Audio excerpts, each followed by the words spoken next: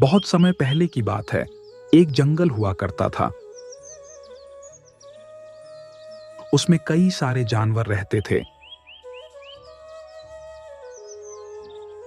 उनका राजा शेर सिंह था। वह बहुत ही अच्छा था। वह अपने जंगल के जानवरों की हमेशा रक्षा करता था, किसी दूसरे जंगल के जानवरों की उनके जंगल में आकर शिकार करने की हिम्मत नहीं होती थी। शेर सिंह का एक दोस्त भी था, भोलू। वह भी शेर सिंह के साथ जंगल के जानवरों की रक्षा करता था। एक दिन रात के समय की बात है। मैंने सुना है इस जंगल में बहुत अच्छे अच्छे शिकार मिल सकते हैं। अरे पागल हो क्या? ये शेर सिंह का जंगल है। अगर इसमें शिकार करने का सोचा भी तो हमारे प्राण चले जाएंगे। शेर सिंह एक ही बार में हम सबको मौत के घाट उतार देगा। हाँ, ये सही कह रहा है। हमें यहाँ से जल्दी ही भाग जाना चाहिए। शेर सिंह बहुत ही खतरनाक जानवर है। अब वह तीनों उस जंगल में जाने की भी कोशिश नहीं करते और बाहर से बाहर ही भाग जाते हैं। ऐसे समय बीतने लगता है। धीरे धीरे शेर सिंह बूढ़ा होने लगता है। उसकी तबीयत खराब होने लगती है। इधर रोज रात को कोई ना कोई एक जानवर का शिकार कर देता था। महाराज, हमारे जंगल में से रोज कोई ना कोई एक जानवर गायब हो जाता है। हमें समझ नहीं आ रहा, हम क्या करें? हाँ महाराज, ये जानवर सही कह रहे हैं। मैं पूरी रात पहरा देता हूं, लेकिन तब भी मैं पता नहीं लगा पा रहा हूं कि वह आते कहां से हैं और कैसे शिकार करके जाते हैं। कल तो मैंने भी उनमें से एक को देखा था। अरे ये कैसे हो रहा है? भोलू, पता लगाओ ये जानवर कौन है जो ऐसा कर रहे हैं।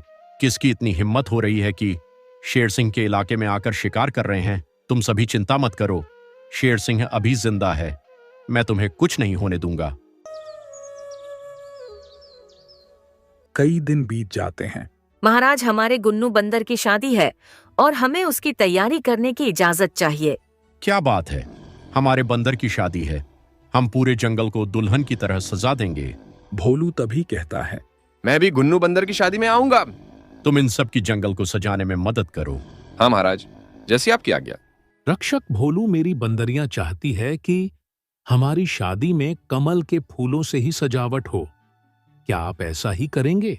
हम तो कमल के फूलों से सजा दे, लेकिन वह पहाड़ी के पार तालाब में मिलेंगे और वहां पर जाना खतरों से खाली नहीं है। वैसे भी रोज एक ना एक जानवर की मृत्यु हो जाती है। ऐसे जानवरों की जान खतरे में नहीं डालेंगे। अगर मैं यहां से गायब होकर तुम्हारे साथ जाऊं तो इतने में शेर सिंह अकेले हो जाएंगे और इनकी जान को खतरा होगा। और अगर मैं यहीं रुकता हूं और तुम्हें अकेले जाने देता हूं तो शेर सिंह ऐसा भी नहीं होने देंगे, क्योंकि उनके लिए अपनी जान से पहले आप सभी की जिंदगी है। तो मैं तुम्हें वहां से कमल के फूल लाने की आज्ञा नहीं देता। हमारे जंगल में कई सुंदर सुंदर फूल है सजावट के लिए। अब वह सभी जानवर चुप हो जाते हैं और एक कोने में चले जाते हैं। हम इतने बड़े हो गए हैं, क्या हमें अब भी जंगल से बाहर जाने के लिए इनकी आज्ञा लेनी पड़ेगी? हम तो जंगल से बाहर जाकर रहेंगे। हमारा इतना मन है कमल के फूलों से ही सजावट करने का। वैसे भी अब हमारी उम्र हो गई है। हमें हर काम शेर सिंह और भोलू से पूछकर करने की जरूरत नहीं। हम खुद भी काम कर सकते हैं। हाँ हाँ, सही कह रहे हो। चलो हम खुद ही जंगल के बाहर जाकर उस पहाड़ी के पार से नए कमल के फूल लेकर आते हैं और अपने भुन्नू के लिए जंगल को सजाते हैं। हाँ, सही कह रहे हो। अब हम ऐसा ही करते हैं। अब वह जंगल के बाहर पहाड़ी के पास कमल के फूल लेने चले जाते हैं। यहाँ पर कितने सुंदर सुंदर फूल हैं। यहाँ पर कितना सुंदर नजारा है। अगर हम उस चीता की बात में आ जाते तो हम कभी यह नजारा नहीं देख पाते। हाँ, तुम सही कहते हो। हमें शेर सिंह और भोलू की बात में कभी आना ही नहीं चाहिए। देखो, हमें तो यहाँ पर कोई जंगली जानवर नहीं मिला। अब हम यहाँ से जल्दी कमल के फूल लेकर अपने जंगल में चलते हैं। वहीं उनकी ये सब बात उस जंगल के खूंखार जानवर सुन रहे होते हैं। हमें कब से इस दिन का इंतजार था जब इस जंगल के जानवर उस शेर सिंह और चीता से नफरत करे। अब ऐसा ही हो रहा है। हम अब सबका शिकार करके शेर सिंह को अच्छा सबक सिखाएंगे। अरे रुको, हमें अभी इनका शिकार नहीं करना चाहिए। अगर हम अभी इनका शिकार करते हैं तो हम बाकी बचे हुए जानवरों को नहीं खा पाएंगे। वह सतर्क हो जाएंगे और फिर हम उनका शिकार नहीं कर पाएंगे। अगर हमें इस जंगल के जानवरों को खाना है तो पहले हमें इन 4 जानवरों की मदद लेकर जंगल में जाना होगा। लोमड़ी, मैं तुम्हें सही कहता हूँ कि तुम चालाक हो, तुम सही में बहुत तेज हो। वे उनके पास जाते हैं। अरे भाई और बहन, आप यहाँ क्या कर रहे हो? खूंखार जानवरों को देखकर वे चारों डर जाते हैं। हम यहाँ कमल के फूल लेने आए थे। तो इसमें तुम इतना डर क्यों रहे हो? चलो हम भी तुम्हारी मदद करते हैं। वे उन्हें तालाब में से कमल के फूल दे देते हैं। अगर तुम्हें आगे से कभी भी किसी भी काम की जरूरत हो तो तुम यहाँ आ सकते हो। क्या तुम चारों हमसे दोस्ती करोगे? हम भी बहुत अच्छे हैं। हम किसी जानवर का शिकार नहीं करते। हम तो फूल और पत्ती पर ही अपना जीवन बिताते हैं।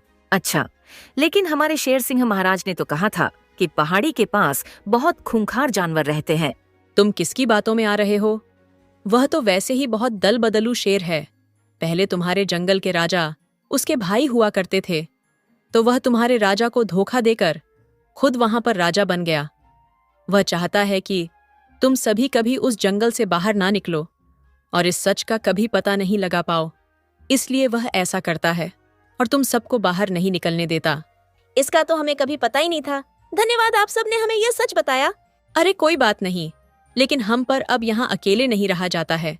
हम भी तुम्हारे जंगल के ही जानवर हैं, लेकिन हम अपने राजा से बहुत प्यार करते थे और जब उसने हमारे राजा को मार दिया तो उसने हमें भी जंगल से निकल दिया और हम यहाँ पहाड़ी के पार आकर रहने लगे। हमें अपने जंगल की बहुत याद आती है। क्या आप सभी हमें जंगल में जाने में मदद करेंगे? अब वे चारों उनकी बातों में आ जाते हैं और उन्हें अपने जंगल ले जाने के लिए तैयार हो जाते हैं। देखो, हम तुम्हें अपने जंगल ले जाएंगे, लेकिन तुम्हें उस शेर सिंह और भोलू को पता नहीं लगने देना। हम तुम्हें चोरी चोरी जंगल में लेकर जाएंगे, ठीक है? वह भी मान जाते हैं। कमल के फूल लेकर और खूंखार जानवरों को अपने साथ लेकर वह जंगल में आ जाते हैं। अब वे उन खूंखार जानवरों को एक बहुत पुरानी गुफा में छुपने के लिए कह देते हैं। तुम लोग इसी गुफा में छुपे रहना, हम इस गुफा में तुमसे मिलने आ जाया करेंगे और तुम्हारे लिए खाना पीना ले आएंगे। तुम उस भोलू और शेर सिंह के सामने मत आना। ऐसे ही समय बीतने लगता है। भुन्नू बंदर की शादी होती है, उसमें सब आते हैं। सब बहुत ही ज्यादा एंजॉय करते हैं, लेकिन पता चलता है कि वहां से 2 हिरन और 1 बकरी गायब हो गए हैं। अब भोलू और शेर सिंह उनका खूब पता लगाने की कोशिश करते हैं, लेकिन पता नहीं लगता कि वह कहां गई और किस हालत में है। फिर उस गुफा में वे तीनों बात करते हैं। अरे देखो, हमने चारों को कैसे मूर्ख बनाया और अब हमें इतना स्वादिष्ट मांस खाने को मिल रहा है। हमें कितने दिन हो गए थे ऐसा कुछ खाए हुए। ये सही कहते हैं कि सब्र का फल मीठा होता है। अब हमें शिकार करने की कोई जरूरत नहीं है। धीरे धीरे इन्हीं जानवरों को मारकर खाएंगे और इनमें से किसी को पता भी नहीं लगेगा। हाँ, सही कहती है लोमड़ी। आज तेरी वजह से ही हमें यह सब स्वादिष्ट खाना खाने को मिल रहा है। देख लो, मेरे साथ रहोगे तो फायदे में ही रहोगे। फिर वे तीनों हंसने लगते हैं और इधर से शेर सिंह और भोलू बहुत चिंता में रहते हैं। महाराज, हमारे जंगल में से धीरे धीरे जानवर कम होते जा रहे हैं और इधर आपकी भी तबीयत दिन पर दिन खराब होती जा रही है। मुझे तो समझ ही नहीं आ रहा है, मैं इस मुसीबत को कैसे दूर करूं? भोलू, तू सही कह रहा है। मुझे भी समझ नहीं आ रहा ये हमारे जंगल पर कैसी मुसीबत आन पड़ी है। हे भगवान, हमारे इस जंगल की मदद करना।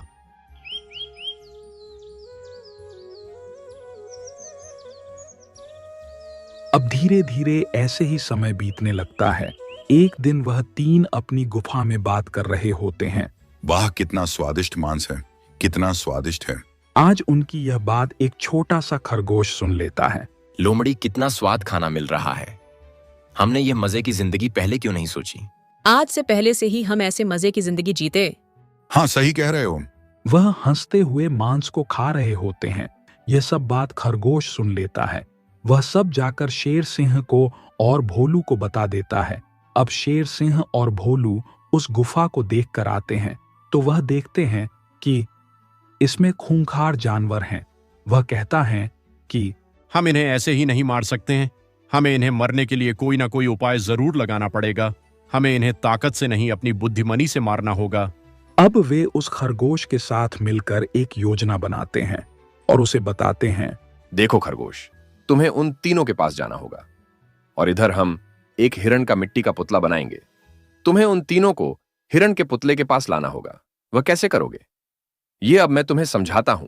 ऐसे वह खरगोश को सारी योजना बता देते हैं कि तुम्हें ये बात किसी को भी नहीं बतानी है, ना किसी भी जंगल के जानवर को।